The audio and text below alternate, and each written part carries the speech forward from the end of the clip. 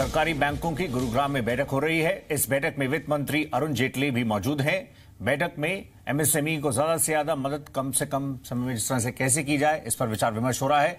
बैंकों को कहा गया है कि जहां तक एमएसएमई सेक्टर है, इसमें क्रेडिट ग्रोथ बढ़ाने के लिए कदम उठाने की अब जरूरत है। बैंकों से यह भी कहा गया है कि वो एमएसएमई सेक्टर के लिए 30 दिनों में रणनीति बनाएं और इसके बारे में फिर उसके बाद डिटेल शेयर करें। इसके अलावा जेम्स एंड ज्वेलरी सेक्टर को भी जीएसटी में इनपुट टैक्स क्रेडिट देने के मसले पर भी चर्चा की गई है।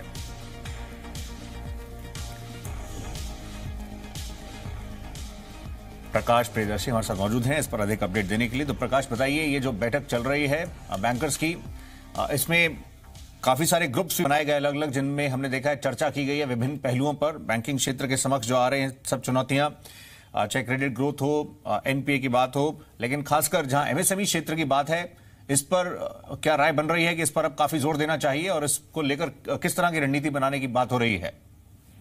जी बिल्कुल, अभी अभी बैठक खत्म हुई है और इस बैठक में वित्त मंत्री, इस आखिरी सेशन में वित्त मंत्री ने हिस्सा लिया और उन्होंने पीएसबी बैंक के चीफ को संबोधित किया और इस बात पे जोर दिया कि देश में जो पब्लिक सेक्टर बैंक हैं उनकी जरूरत काफी ज्यादा है और न सिर्फ पीएससी पब्लिक सेक्टर बैंक की जरूरत है बल्कि मजबूत बैंक की जरूरत है और इस बात पे फोकस किया। अहम चीज ये है कि इस बैठक में अलग अलग मसलों पे चर्चा हुई और सबसे अहम जो मसला था वो था कि कैसे एमएसएमई सेक्टर में जो क्रेडिट ग्रोथ है उसको बढ़ाया जाए, क्योंकि ये एक ऐसा सेक्टर है जिसमें रोजगार की काफी संभावनाएं हैं और आने वाले वक्त में इसमें और बढ़ोतरी देखने को मिल सकती है। और जहां तक रोजगार की बात है, सरकार इस मोर्चे पे काफी चुनौतियों का सामना कर रही है, उसको देखते हुए इसे काफी अहम माना जा रहा है। तो ये एक रणनीति बनी है कि कैसे इस सरकारी बैंक जो है इस सेक्टर में ज्यादा से ज्यादा लोन जो बिजनेसमैन है या जो भी लोग इसमें लगाना चाहते हैं उनको देंगे और इसकी जो रणनीति है वो 30 दिनों में तैयार होगी और उसको इम्प्लीमेंट किया जाएगा। एक अहम मसला था वो ये है कि एनपीए का जो लेवल है उसको कैसे कम किया जाए, क्योंकि जो बैंकिंग रिफॉर्म्स हैं उस बैंकिंग रिफॉर्म्स में सारा कुछ शामिल है और सरकार ने अभी अभी पिछले दिनों रिकैपिटलाइजेशन का जो प्रोग्राम है उसको अप्रूव किया है। तो ऐसे में ये जो रिकैपिटलाइजेशन का जो प्रोग्राम है वो राइडर्स के साथ है। बैठक के बाद department of financial services secretary ने भी इस बात पे काफी जोर दिया कि बैंकों को ये समझना होगा कि जो भी कैपिटल इंफ्यूजन होगा वो राइडर के साथ होगा कि रिफॉर्म्स के लेवल पे वो किस तरह के कदम उठाते हैं। वो रिफॉर्म्स चाहे डिजिटल प्लेटफॉर्म को लेकर हो, रिफॉर्म्स चाहे वो एनपीए लेवल को कम करने को लेकर हो, बोर्ड में सुधार को लेकर हो, ये तमाम ऐसे मसले हैं जहां पे बैंक्स को प्रोएक्टिव अप्रोच अपनाना होगा, उसके बाद ही उनको कैपिटल का लाभ मिलेगा। तमाम ऐसे मसले हैं जिस पे चर्चा हुई है। अब ये देखने वाली बात होगी कि सरकार इसको टाइम बाउंड मैनर में इस पे आगे बढ़ने का निर्देश बैंकों को सरकार ने दिया है। अब इस पे किस तरीके से बैंक आगे बढ़ते हैं ये देखने वाली बात। जी, जैसे आपने बताया ये तमाम पहलू रहे हैं और एमएसएमई खासकर क्योंकि पिछले दिनों नोटबंदी रही हो या जीएसटी जिस तरह से लाया गया है, इसका सीधा असर छोटे कारोबारियों के रोजमर्रा के ऑपरेशंस पर भी रहा है और आपने कहा उसको किस तरह से बैंकिंग क्षेत्र से सपोर्ट मिल सकता है, इस पर विचार विमर्श हुआ। एक और पहलू, ये डिजिटल ट्रांजैक्शंस की जहां तक बात है उसको लेकर क्या बातचीत हुई है, क्योंकि इस नए दौर में हमने देखा है जहां डिजिटल ट्रांजैक्शंस को बढ़ाने के लिए काफी स्टेप्स लिए गए हैं, लेकिन फिर से कैश सर्कुलेशन में आ रहा है, तो उस पर बैंक्स क्या रणनीति बनाने का सोच रहे हैं? देखिए, आईटी प्लेटफॉर्म एक ऐसा मसला है जिसपे जो कि एक अलग सेशन था, जो 6-7 अलग अलग ग्रुप्स बने थे। उस ग्रुप्स में एक आईटी प्लेटफॉर्म, एक डेडिकेटेड ग्रुप था जिसमें इस बात पे फोकस किया गया कि कैसे जो डिजिटल पेमेंट है उसमें बढ़ोतरी की जाए, कैसे कस्टमर्स को फोर्स करने के बजाय कस्टमर्स को इस बात को लेकर प्रोत्साहित किया जाए कि अगर वो डिजिटल पेमेंट मोड के जरिए ट्रांजैक्शन करते हैं तो इसका फायदा उनको भी होगा। लेकिन उसके पहले ये जरूरी है कि बैंकों का अपना जो आईटी नेटवर्क है वो काफी स्ट्रांग हो और इसको लेकर क्या किया जा सकता है, जो डिजिटल ट्रांजैक्शन हैं उसको हैसल फ्री बनाया जाए। इसके अलावा वो काफी सिक्योर हो, क्योंकि जिस तरीके से साइबर अटैक्स के जो खतरे हैं वो लगातार बढ़ते जा रहे हैं, तो उसको देखते हुए बैंकों के पास अपडेटेड वर्जन हो, बैंक उसको टाइम टू टाइम किस तरीके से अपडेट करें, कितना उस पर इन्वेस्टमेंट हो और कैसे इसको जो एंड यूजर है, जो कंज्यूमर है, उस तक पहुंचाया जाए। ये तमाम ऐसे मसले हैं जिस पर चर्चा हुई और एक क्लियर रोड मैप तैयार करने की कोशिश की गई, क्योंकि फाइनेंशियल इंक्लूजन की जब बात होती है तो वहां पे डिजिटल ट्रांजैक्शन को काफी अहम बनाया जा रहा है। और इसमें अहम चीज ये भी है कि रीजनल कनेक्टिविटी कैसे बढ़े। रीजनल कनेक्टिविटी को बढ़ाने के लिए आईटी प्लेटफॉर्म को एक जरिया के के तौर पे इस्तेमाल करने की योजना बन रही है। और उसको देखते हुए बैंकों को निर्देश दिया गया है कि इस पूरे प्रोसेस को काफी तेजी से आगे बढ़ाया जाए और डिजिटल ट्रांजैक्शन का जो मोड है उसको उस पर किसी भी तरह की सुस्ती जो है वो ना दिखाई जाए और उसको जिस तरीके से एग्रेसिव मोड के तहत डिजिटाइजेशन के दौर डिमोनेटाइजेशन के दौर में दिखाया गया था उसको जारी रखा जाए। जी प्रकाश, शुक्रिया आपका इस अपडेट के लिए।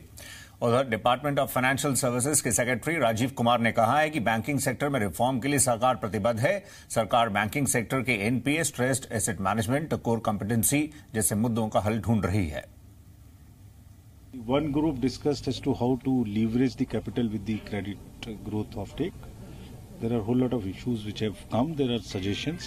What we'll be doing now in next week or so, we'll be consolidating all the suggestions which have come from different groups, and then we'll carry it forward. उधर 2 दिन पहले रेस्टोरेंट में खाने पर जीएसटी रेट घटाए जाने के बाद ये उम्मीद जग रही थी कि अब रेस्टोरेंट में खाना सस्ता हो जाएगा, लेकिन जीएसटी रेट घटाए जाने के 2 दिन बाद ही होटल एंड रेस्टोरेंट एसोसिएशन ने मेन्यू चार्ज में बढ़ोतरी करने का ऐलान कर दिया है। होटल एंड रेस्टोरेंट इंडस्ट्री ने मेन्यू चार्ज में करीब 10% तक की बढ़ोतरी का ऐलान किया है। दरअसल जीएसटी में एसी और नॉन एसी रेस्टोरेंट में खाने पर जीएसटी घटाकर 5% तो जरूर कर दिया गया, लेकिन होटलों को मिलने वाले इनपुट टैक्स क्रेडिट को सरकार ने वापस ले लिया, जिसके बाद सरकार के इस फैसले से होटल एंड रेस्टोरेंट इंडस्ट्री काफी नाराज नजर आ रही थी और उन्होंने इसमें अब कीमतों की बढ़ोतरी करने का ऐलान कर दिया है। पीएम मोदी 3 दिन के दौरे पर फिलीपींस में है। फिलीपींस की राजधानी मनीला में पीएम मोदी आसियान समिट और ईस्ट एशिया समिट में हिस्सा लेंगे। समिट के दौरान कल यानी सोमवार को अमेरिका के प्रेसिडेंट डोनाल्ड ट्रंप से भी पीएम मोदी की मीटिंग हो सकती है। ट्रंप के साथ पिछले 4 महीनों में दूसरी बार यह मुलाकात होगी। रवाना होने से पहले मोदी ने फिलीपींस दौरे से दोनों देशों के बीच रिलेशन और मजबूत होने की उम्मीद जताई है। पीएम मोदी ने भारतीय मूल के स्थानीय लोगों से भी मुलाकात कर सकते हैं। कुछ इस तरह का भी उनका प्लान है। हवाई यात्रा के जरिए कहीं आने जाने का प्लान कर रहे हैं तो सस्ती दरों पर टिकट आप बुक कर सकते हैं। यह आपके लिए एक सुनहरा मौका है। दरअसल एयर एशिया सीमित समय के लिए घरेलू यात्रा के टिकट 99 रुपए और जहां तक अंतर्राष्ट्रीय यात्रा है इसकी टिकट 440 रुपए में दे रही है। आज रात से इस ऑफर का फायदा आप उठा सकते हैं, लेकिन यह ऑफर मई 2018 से जनवरी 2019 के बीच यात्रा करने के लिए ही है। बुकिंग के लिए जरूरी नहीं है कि काउंटर पर जाकर ही आप बुकिंग करवाएं। एयर एशिया के ऐप जिसे आप गूगल प्ले से डाउनलोड कर सकते हैं और एयर एशिया की वेबसाइट के जरिए भी आप ये टिकट बुक कर सकते हैं। उधर गुजरात में पिछले 22 सालों में बीजेपी की सरकार है। किसी एक ही पार्टी की लगातार जन समर्थन मिले और एंटी इनकम्बेंसी फैक्टर भी काम ना करे तो इसके पीछे कोई ना कोई कारण तो जरूर होगा।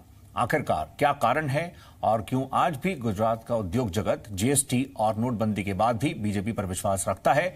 ऐसे ही सवालों के जवाब तलाशने की कोशिश की मेरे सहयोगी केतन जोशी ने। देखिए ये खास रिपोर्ट। ये है राजीव गांधी, कैपिटल मार्केट में listed company Hester bioscience limited के एमडी और सीईओ हैं। इनकी कंपनी का मार्केट कैप 1000 करोड़ के आसपास का है। जब उन्होंने 19 साल पहले गुजरात में एनिमल वैक्सीन का कारोबार शुरू किया तब कंपनी बहुत छोटे पायदान पर थी, लेकिन आज वो एक छोटी सी कंपनी से नेपाल तक पहुंच गए हैं और इंडोनेशिया में भी अपना प्लांट लगाने जा रहे हैं।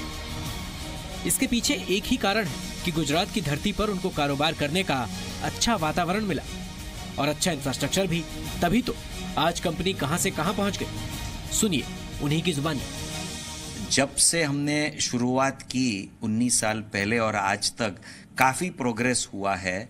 मतलब हर प्रकार इंफ्रास्ट्रक्चर हमें मिला है, बिजली, रोड, पानी, ईज इन लैंड एक्विजिशन, सब तरह की सुविधाएं हैं। दरअसल गुजरात में बीजेपी के शासन में कई बड़े उद्योग आए, जैसे रिलायंस इंडस्ट्रीज केशुभाई पटेल के राज में आई। वहीं जब नरेंद्र मोदी गुजरात के मुख्यमंत्री थे तो गुजरात की धरती पर अपना बिजनेस जमाने वाली कंपनियों का नाम है SR industries, Tata Motors, hero Motors, Maruti Suzuki, Ford Motors, gift city, BSE international exchange, NSE exchange. ये वो सभी कंपनियां हैं जो नरेंद्र मोदी के मुख्यमंत्री रहते हुए गुजरात में खड़ी हुई। ईज ऑफ डूइंग बिजनेस में गुजरात लगातार 1 से 3 पायदान पर बना रहा है। गुजरात की ग्लोबल बिजनेस रैंकिंग में लगातार सुधार भी हुआ है। 2003 से हर 2 साल में एक बार वाइब्रेंट गुजरात समिट के कारण गुजरात की साख बिजनेस के मामलों में और विश्वसनीय बनी। दुनिया का शायद ही कोई देश होगा जो गुजरात के इंडस्ट्रीज फ्रेंडली वातावरण से अवगत ना हो। चीन, जापान, ऑस्ट्रेलिया समेत दुनिया के कई नामी देशों ने गुजरात में निवेश किया है। गुजरात के बाद हर राज्य ने वाइब्रेंट गुजरात समिट की तर्ज पर अपने अपने राज्य में निवेश के कार्यक्रम किए। कपड़ा, हीरा और सिरामिक कारोबार में गुजरात का देश और दुनिया में डंका बजता है। गुजरात सरकार द्वारा हर साल कारोबार को बढ़ावा देने के लिए बिजनेस फ्रेंडली पॉलिसी की घोषणा का ये कतई मतलब नहीं कि 1995 के पहले जब गुजरात में कांग्रेस की सरकार थी तब उद्योग बिल्कुल नहीं आए, लेकिन 2002 के बाद जो रफ्तार मिली वो काबिले तारीफ है। लेकिन कांग्रेस के शासन की तुलना में गुजरात में बीजेपी के शासन में जो परिवर्तन आए उसमें गुजरात में कोई यूनियनबाजी नहीं, इंडस्ट्रीज के सामने कोई राजकीय दखल नहीं और फिरौती कल्चर भी देखने को नहीं मिला। छोटी बड़ी इंडस्ट्रीज को जो चाहिए वो सभी इंफ्रास्ट्रक्चर गुजरात सरकार द्वारा मुहैया कराई गई, जैसे सड़क, रेल और हवाई रास्ते, पूरे देश और दुनिया के साथ कनेक्टिविटी। इन्हीं सभी कारणों से गुजरात पिछले 15 साल में उद्योग जगत का सिरताज बना हुआ है और इसीलिए कारोबारियों को बीजेपी के साथ ज्यादा लगाव है, जो आज भी बरकरार है। हम कोई पॉलिटिकल प्लेटफॉर्म नहीं है गुजरात चैम्बर, फिर भी हम ट्रेड और इंडस्ट्री का हित देखते हैं और उसमें देखो तो एक भी बार कोई भी यहाँ हड़ताल नहीं हुई है। दूसरा, जो कोई पॉलिसी रिलेटेड इश्यूज होता है तो we take up with the government, और स्टेट गवर्नमेंट में से शायद हमको जवाब नहीं मिलता है तो सेंट्रल में जाते हैं, और दोनों जगह पे एक गवर्नमेंट होने से अभी हमको बहुत अच्छा हो रहा है। आज से नहीं, सदियों से गुजरात की पहचान उद्योग जगत की बनी हुई है। जब सदियों पहले अखंड भारत में कोई दुनिया को नहीं जानता था, तब गुजरात के व्यापारी दुनिया के देशों के साथ व्यापार कर रहे थे। आज भी गुजरात के उद्योगपति राज्य में शांति और सलामती चाहते हैं और ये देने में मौजूदा बीजेपी सरकार कामयाब भी रही है। इसीलिए उद्योग जगत लगातार पिछले 22 साल से बीजेपी पर भरोसा जता रहा है। ब्यूरो रिपोर्ट, जी मीडिया।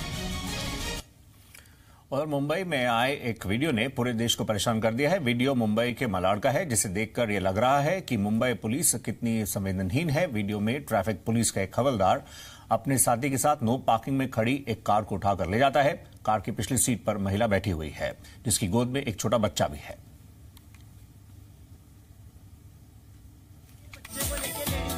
आपने गाड़ी में लेडीज बैठी हुई गाड़ी को टोइंग करके लेके जा रहे हो। ये तस्वीर आपको हैरान कर देगी और बेचैन भी। आपको ये सोचने पर मजबूर कर देगी कि कोई आदमी इतना संवेदनहीन कैसे हो सकता है कि एक महिला कार में नवजात बच्चे को लेकर बैठी है और उसकी कार खींच कर ले जाए। हैरान करने वाली बात ये कि ये करतूत मुंबई ट्रैफिक पुलिस की है। गाड़ी में पीछे 7 महीने के बच्चे को लेके लेडीज बैठी हुई है। आपने गाड़ी में लेडीज बैठी हुई गाड़ी को टोइंग करके लेके जा रहे हो। इस वीडियो में ट्रैफिक पुलिस का हवलदार अपने साथी के साथ एक कार को टो करके ले जा रहा है। कार की पिछली सीट पर महिला बैठी हुई है, जिसकी गोद में एक छोटा बच्चा है। वीडियो बनाने वाला शख्स बार बार पुलिस वाले को कहता सुनाई दे रहा है कि आप गाड़ी उठाकर ले जा रहे हैं, उसमें 7 महीने का बच्चा है, आप फाइन लेकर गाड़ी छोड़ दीजिए। लेकिन ट्रैफक हवलदार ने ये अपील अनसुनी कर दी।